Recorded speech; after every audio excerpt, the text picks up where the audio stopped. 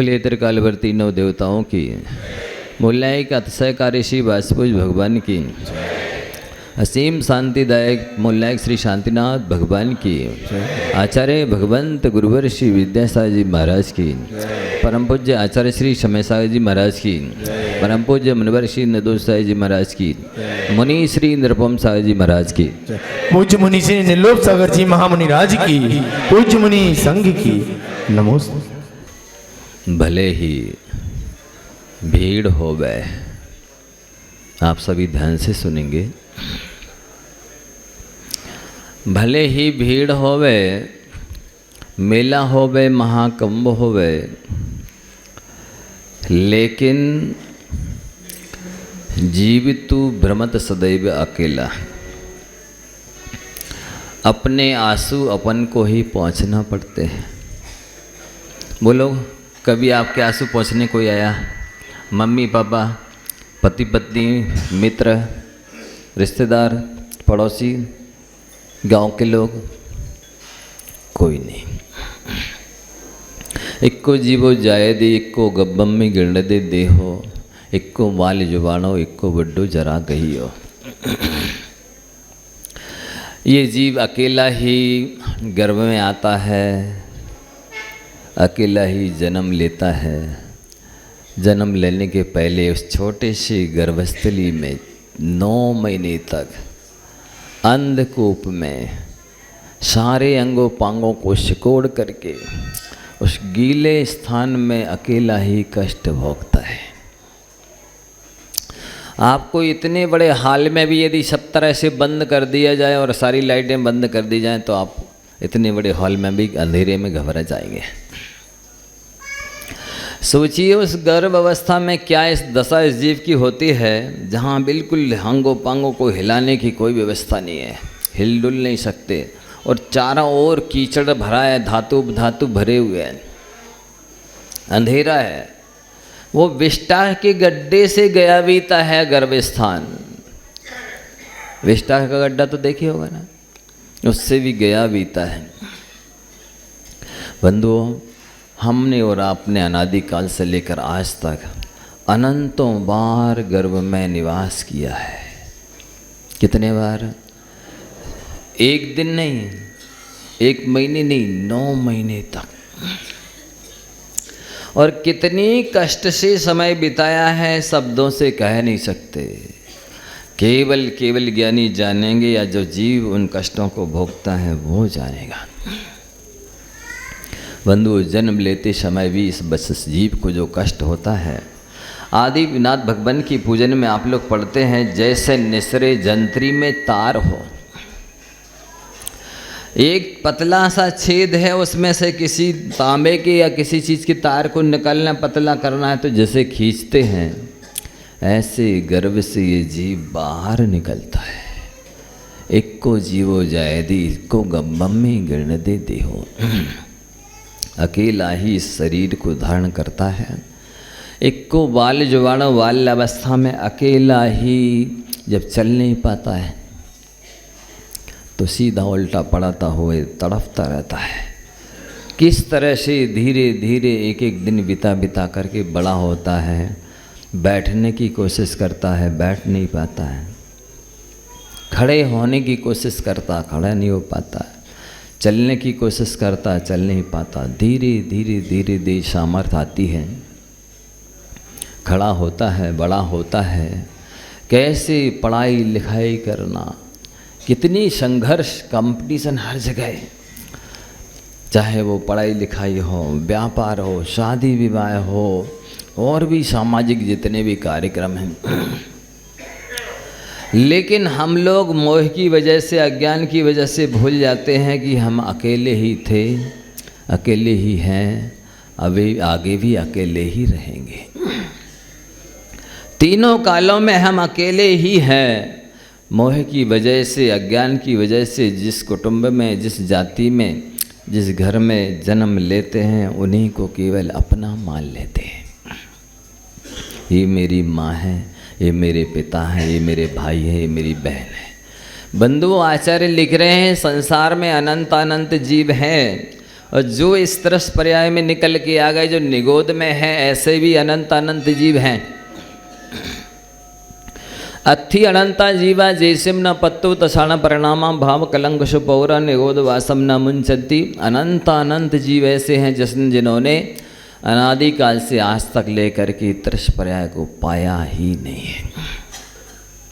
दो इंद्री, तीन इंद्री, चार इंद्री, असनी शनि पंचेंद्री पर्यायों को आ ही नहीं पाया है। केवल एक इंद्री की अवस्था में ही वहाँ एक श्वास में 18 बार जन्म ले रहे हैं और मरण कर रहे हैं। आप विचार कीजिए, जिस कमरे में एक ही दरवाज़ा है, ना खिड़कियां हैं, ना कोई फैसिलिटी है, सुविधा नहीं है, कुछ भी नहीं है, मई जून की गर्मी हो, उस एक दरवाजे वाले मकान में कितनी तकलीफ़ होती है कि नहीं।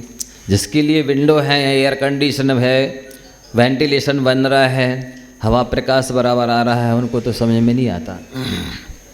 लेकिन जिस कमरे में एक ही दरवाज़ा होता है वहाँ बहुत तकलीफ़ होती है, अंधेरा रहता है, ना हवा आती है, ना प्रकाश आता है।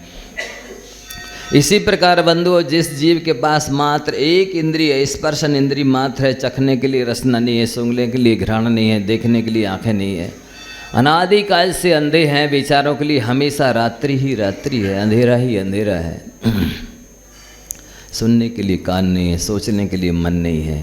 उन जीवों के बारे में विचार करो जरा, अपना कितना सौभाग्य है कि अपन पंचेंद्री हैं, पांचों इंद्रियां मिली हैं। सोचने के लिए क्या अच्छा है क्या बुरा है, मन भी मिला है। लेकिन बंधुओं, बड़े खेत की बात है, हमें जो ये वरदान मिले हैं, ये जो बल मिले हैं, मनोबल, वचन बल, काय बल, ये जो शक्तियाँ मिली हैं, उपलब्धियाँ मिली हैं, प्राय करके ये संसारी पढ़ाई इन सभी का दुरुपयोग करता हुआ नजर आता है। जैसे मन मिला है, वो अपने आत्म कल्याण के बारे में नहीं सोचेगा, दूसरों की बुराइयों के बारे में चिंतन करेगा। तो ये मन आपके लिए वरदान बनेगा कि अभिशाप बनेगा, बताइए। जिस मन को पाकर के आपको आत्मा परमात्मा के बारे में चिंतन करना चाहिए था, हमारा भविष्य उज्जवल कैसे होगा इस बारे में विचार करना चाहिए था, उस मन को पाकर के आप दूसरों की बुराइयों के बारे में सोच रहे हैं। किसका बुरा कैसे हो, उसको हानि कैसे हो, वो मरण कैसे हो, उसको घाटा कैसे लगे, वो किसी समय कार्य में सफल ना हो पाए, वो आगे ना बढ़ पाए, वो ऊपर ना चढ़ पाए, ये आप सोच रहे हैं तो आप ये आत्मघाती हमला कर रहे हैं। ये स्वयं के लिए आप स्वयं आतंकवादी हैं। आपका बुरा दूसरा कौन कर सकता है? आप तो अपने माध्यम से स्वयं अपना ही ऐसा बुरा कर रहे हैं कि जैसे उन जीवों की दशा है, निगोदीय जीवों की, आग वहीं की तैयारी कर रहे हैं। ये मनुष्य पर्याय मिली है। यदि आप आत्मकल्याण करते हैं तो ये अनंत जन्मों की आदि अंतिम पर्याय है। यदि इस मनुष्य पर्याय को पाकर के आपने अपना भला कर लिया, हित कर लिया, भविष्य उज्ज्वल बना लिया है, शाश्वत स्थान प्राप्त कर लिया, तो ये अनंत जन्मों का अंतिम जन्म था। और यदि आप विषय के साय में लग रहे हैं, मन से दूसरों की बुराइयां सोच रहे हैं, वचन से कटुक कठोर बोल रहे हैं, झूठ बोल रहे हैं, निंदा कर रहे हैं, ये वचन बल आपके लिए अभिशाप बन जाएगा। और काय से पाप कर रहे, विषय भोग रहे हैं, धन कमा रहे हैं, ख्याति पूजा लाभ में लगे हुए हैं, ये काय बल आपके लिए मिला था, ये वरदान था, अभिशाप बन जाएगा। अनंत काल के लिए आप पुनः निगोद में चले जाएंगे बंधुओं। वहाँ से निकलने का कोई साधन नहीं है, कोई माध्यम नहीं है, कोई उपाय नहीं है। ओ भाग्य है जिसके लिए नर काया को सुरपति तरसे। जिस स्टेज को लेकर के, जिस अवस्था को लेकर के, जिस योग्यता को लेकर के आप बैठे हैं बंधु, ये पर्याय, ये योग्यता अतीव दुर्लभ है। देव पर्याय पाना दुर्लभ नहीं है। प्रति समय असंख्यात देवता लोग जन्म लेते हैं। 4 गति, 2 गति, 3 गति, नरक को छोड़ करके देवगति से तो देवगति में जाते नहीं, नरक से देव में जाते नहीं। नरक, मनुष्य और पशु गति से प्रति समय असंख्यात देवी देवता जन्म ले रहे हैं, वहाँ से मर भी रहे। स्वर्ग में जाना कठिन नहीं है, थोड़ा सा ही कोई दान पुण्य करो स्वर्ग मिल जाता है। लेकिन मनुष्य पर्याय पाना अतीब दुर्लभ है। क्यों है? क्योंकि वहाँ जब ये जीव जाता है और वहाँ जब भोग मिलते हैं, देवांगनाएं मिलती हैं, फैसिलिटी मिलती है, तो इस तरह से वो आसक्त हो जाता है विषय भोगों में, और मरने के 6 महीने पहले गले की जो माला है वो मर जाती है। तो उसे पता चल जाता है कि अब 6 महीने में मरने वाला हूँ, तो उसे आर्त ध्यान होता है, और ये स्वर्ग छूट जाएगा, ये देवांगनाएं छूट जाएंगी, ये फैसिलिटी छूट जाएगी, अब कब मिलेगी, कहाँ मिलेगी, कैसे मिलेगी, मरे मरे मरे ऐसा करते आर्त ध्यान करते मरता, और मर करके एक इंद्रियों में उत्पन्न हो जाता है। बताइए ऐसी देवपर्याय किस काम की है। यदि इस जीवन में आपने धार्मिक संस्कारों को अपने जीवन में आरोपित किया, सत्संगति की, धर्म ध्यान किया, तो वो जो पुण्य है वो सदैव हमेशा सर्वत्र आपकी रक्षा करेगा, आपको अच्छे मार्ग दिखाएगा, अच्छे कामों में लगाएगा, बुरे कामों से बचाएगा। बंधु, वो पवित्र अनुष्ठान है ये जिनालय। वैसे भी अतिशयकारी वासपुज भगवान, मैंने तो अनुभव किया है, वासपुज भगवान वाकई में आते हैं। उनके अतिशय की वजह से आप लोगों में मैंने इतना परिवर्तन देखा। 2 दिन में लगभग 200 लोगों ने 1234, किसी ने उपवास, किसी ने एकासन के नियम ले लिया है।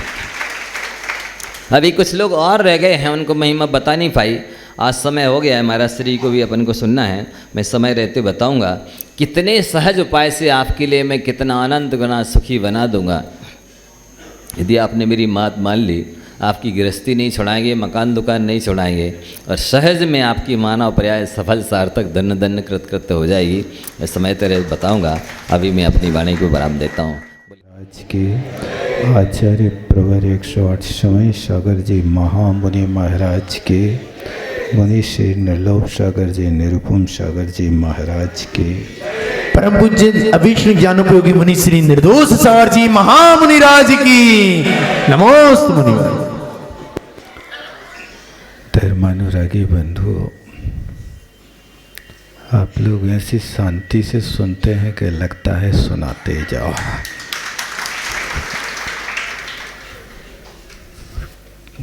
किसी ने लिखा है, शांत बनना संत से भी ज़्यादा कठिन है। शांत बनना संत बनने से भी ज़्यादा कठिन है। अपने जीवन में निरीक्षण करें। जैसे कोई आपसे आकर पूछे, भाई साहब शांति का उपाय क्या है, कोई से भी इतनी भरी सभा है, आपसे पूछ लें शांति का उपाय क्या है, तो आप उस प्रश्नकर्ता को उत्तर देंगे कि चुप हो जाएंगे? बताओ अच्छे सच्चे दिल से उस प्रश्नकर्ता को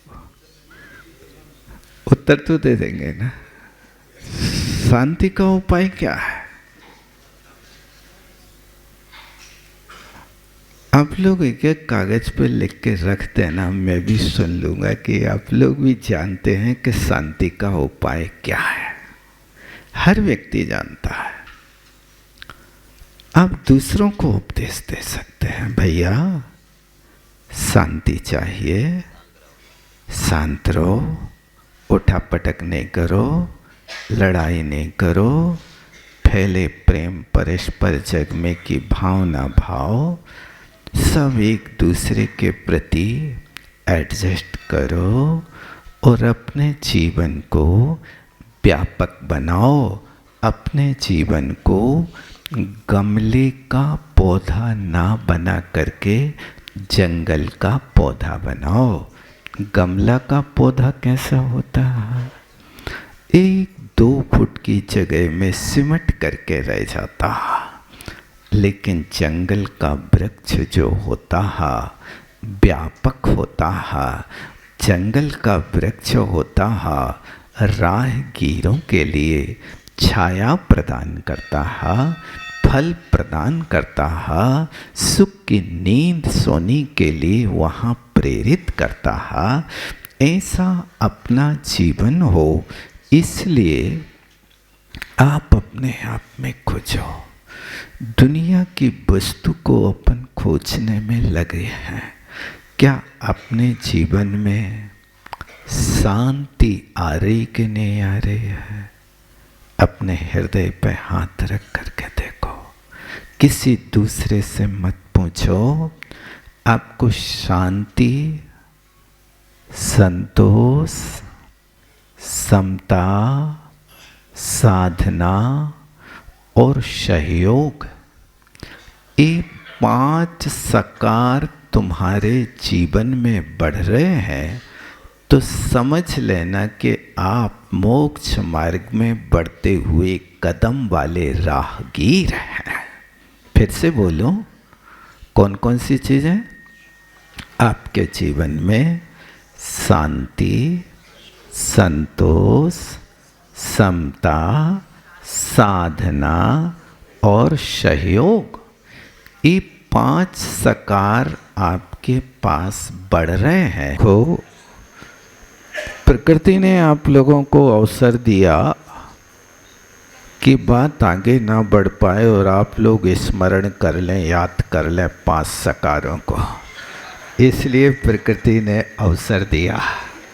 याद हो गए ना आप लोगों को? बहुत अच्छा। देखो हर कोई हाथ उठा रहा कि याद हो गया है। पहले शांति की भी परीक्षा हो गई। तो मैं ये कहना चाह रहा था कि ये 5 चीज़ें हैं। इन 5 चीज़ों को यदि आप वास्तव में अपने जीवन में उतार रहे हैं, आप बहुत बड़ी साधना कर रहे हैं। चाहे आप घर में रहें, चाहे आप बाहर रहें, इन 5 चीज़ों की हमेशा परीक्षा करते रहो। आप कदम बढ़ा रहे हैं और यदि आप इन 5 चीज़ों के सामने सिर्फ एक आकार जोड़ दें, शांति के स्थान पे अशांति, असंतोष, विराधना, संक्लेश और असहयोग बढ़ रहा है, तो समझो आज भी आप दुखियों की कतार में खड़े हो। आप दुख का अनुभव कर रहे हो। इस शांति कहीं बाहर मिलने वाली नहीं है। शांति तो आपके अंदर है, लेकिन परिचय नहीं है। ज्यों तिली में तेल है, ज्यों चकमक में आग, तेरा प्रभु तुझ में वसे, जाग जाग रे जाग। जैसे तिली में तेल है, बाहर से उसमें डाला नहीं गया है। तिली में प्रकृति से तेल आया है, तो वो तेल उस तिल की कण कण में लगा हुआ है। ज्यों तिली में तेल है, ज्यों चकमक में आग। उस चकमक को आप लोगों ने शायद नहीं देखा, लाइटर का जमाना है आज तो।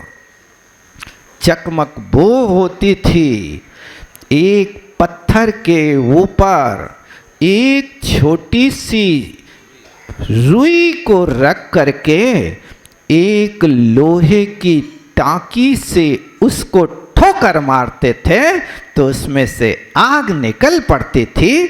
और वो आग को पकड़ने की कला सिर्फ वो सेमर वृक्ष की रुई में हुआ करती थी। जो सेमर वृक्ष की रुई इतनी बारीक होती है कि जो उस चकमक की आग के कण को पकड़ करके लोगों के यहाँ बीड़ी सिगरेट जला दिया करती थी। और फिर उस बीड़ी से कंडा जल जाता था और कंडे से फिर गकरियाँ बन जाती थीं, बाटियाँ बन जाती थीं। वो एक कण ज्यों तिली में तेल है, ज्यों चकमक में आग। तेरा प्रभु तुझ में बसे। जाग जाग जाग 3 बार कहते हैं। अब तो जागो, अब तो जागो, अब तो जागो। कब तक आप बहाने बाजी करते रहोगे, सोते रहोगे? जो व्यक्ति सो रहा है उसको जगाना बहुत सरल है, लेकिन जो सोने का बहाना कर रहा है उसको जगाया नहीं जाता है। वो तो और अपनी रजाई को खींच करके दबा दबा करके और थोड़ी सी गहरी घुर्राट लेने की कोशिश करता है, लेकिन दुनिया समझती है कि तुम ओरिजिनल घुर्राटें ले रहे हो कि बनावटी ले रहे हो। समझ में नहीं आ जाता? आ जाता है। इसी तरह आप शांति चाहते हैं तो शांति अपने अंदर है। उस अंदर की शांति को खोजो। कहाँ है? पहले लोग नदी में नहाने के लिए जाते थे और नदी में कचरा बह रहा है, पानी भी बह रहा है। अब वो वहाँ कमर तक पानी में प्रवेश कर जाता था। पानी में तो कचरा अभी भी आ रहा है, क्या करें? वो समझदारी से काम करता नदी के बीच में खड़ा होकर के अपने दोनों हाथों के माध्यम से उस कचरा को दूर कर देता और कचरा दूर होता और डुबकी लगा करके वो बाहर आ जाता था, स्नान कर लेता था। इसी तरह विषय कसायों का, पापों का, भोगों का कचरा अपने जीवन रूपी नदी में बह रहा है। उस कचरे के बहते हुए तुम्हें डुबकी लगाना है, शांति के सरोवर में डुबकी लगाना है। उसको थोड़ा सा हाथ से खिसका दो कचरे को, कचरा दूर होगा, पानी स्वच्छ होगा और तुम डुबकी लगा करके अपने आप में शीतलता का अनुभव करोगे। बस यही स्थिति यहाँ पर भी है। शांति का उपाय क्या है? आपसे कोई पूछता है तो सामने वाले के लिए आप बहुत अच्छा उपदेश दे देते हैं, उसको संतुष्ट कर देते हैं। भले ही आपको शांति हो या ना हो, लेकिन दूसरे को तो शांति दे ही देते हैं आप।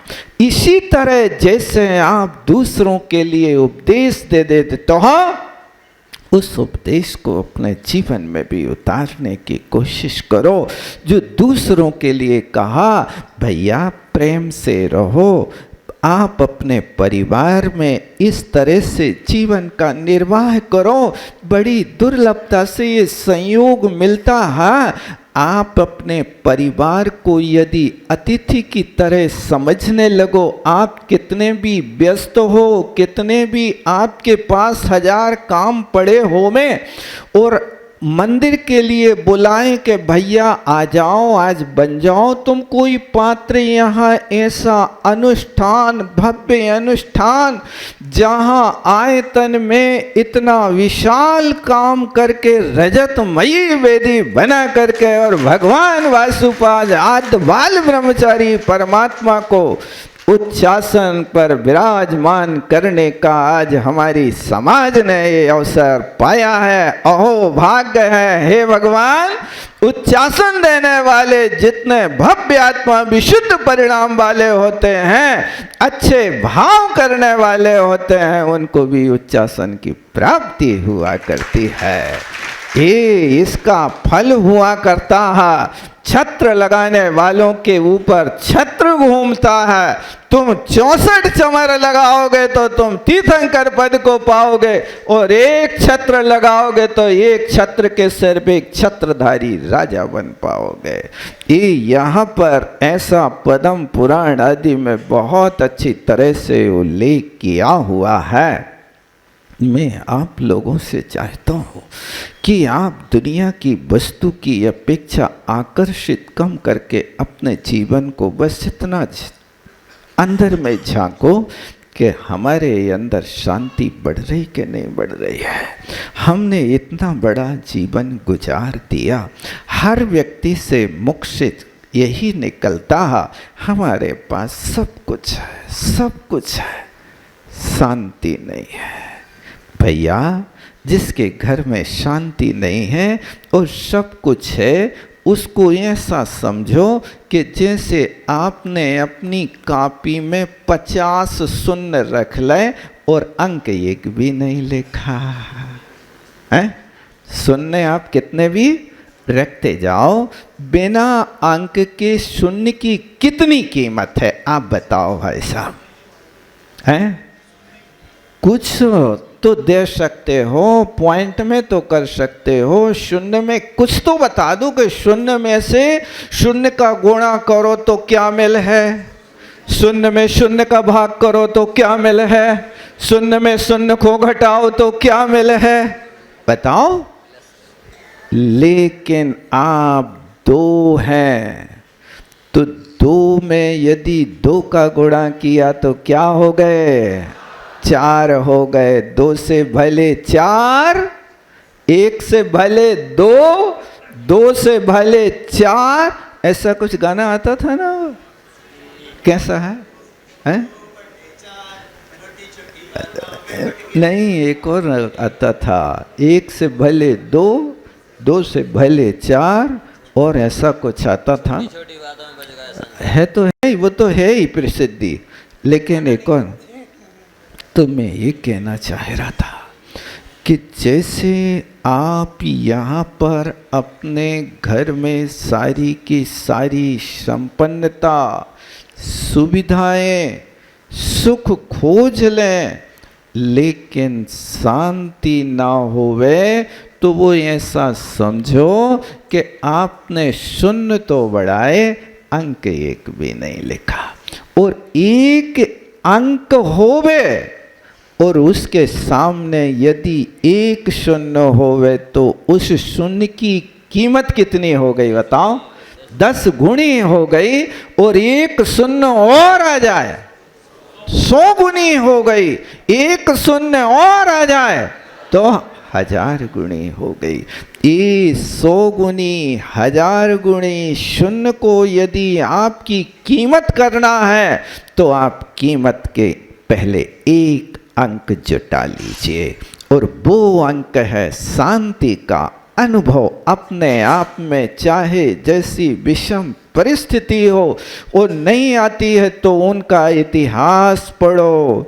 धन धन सुकमाल महामुनि कैसे धीरज धारी, एक स्यालिनी जुग बचायुत, पाऊँ भखो दुखकारी।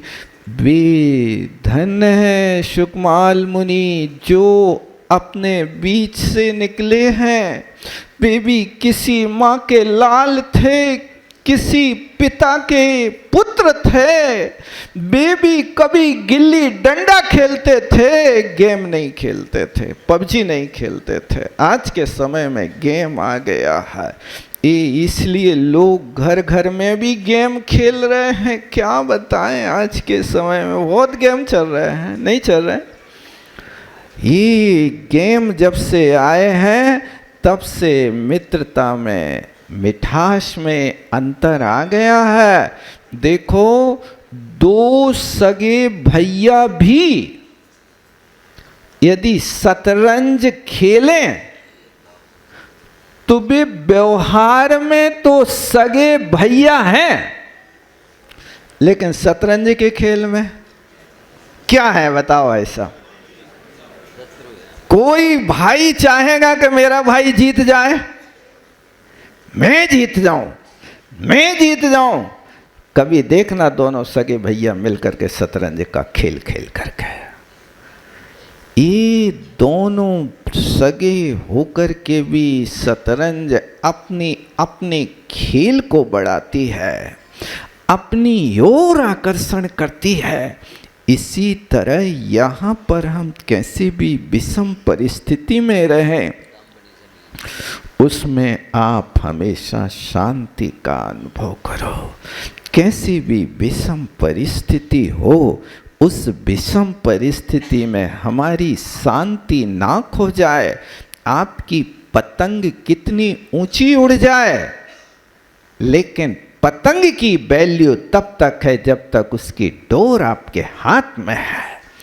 और यदि पतंग की डोर छूट गई, डोर कट गई, पतंग आपकी है क्या वो? अब तो पता नहीं कौन सी नाली में जाकर के पतंग का जीवन बर्बाद हो जाए, आप कह नहीं सकते हो। इसी तरह शांति की डोर आपके हाथ में है तब तक आप दुनिया के सर्वश्रेष्ठ व्यक्ति। हाँ, और यदि वो शांति खो दी तुमने तो आप कितना भी कुछ करते रहो, लेकिन आपके पास कुछ नहीं है। इसीलिए किसी ने लिखा है कि मानव इंसान भूल पर भूल करता गया, इंसान भूल पर भूल करता गया। धूल चेहरे पर थी और साफ आईना करता गया। ओ इंसान, यही तो भूल पे भूल करता जा रहा है, साधन तो जुटाता जा रहा है, शांति की कोई खबर नहीं है। आप समझ रहे हो कि बाहर वस्तु से आनंद आता है, आनंद तो आपके अंदर भरा है। इसलिए तिली में तेल बाहर से नहीं आया है, प्रकृति से आया है। शांति तुम्हारे पास प्रकृति है, संतोष तुम्हारा स्वभाव है। साधना करना ये वो साधना है कि जब आप स्नान करने जा रहे तो उस नदी के कचड़े को अपने हाथों से बुद्धिपूर्वक हटा करके फिर डुबकी लगा रहे। यही तो स्नान करने के पहले आप साधना कर रहे हैं।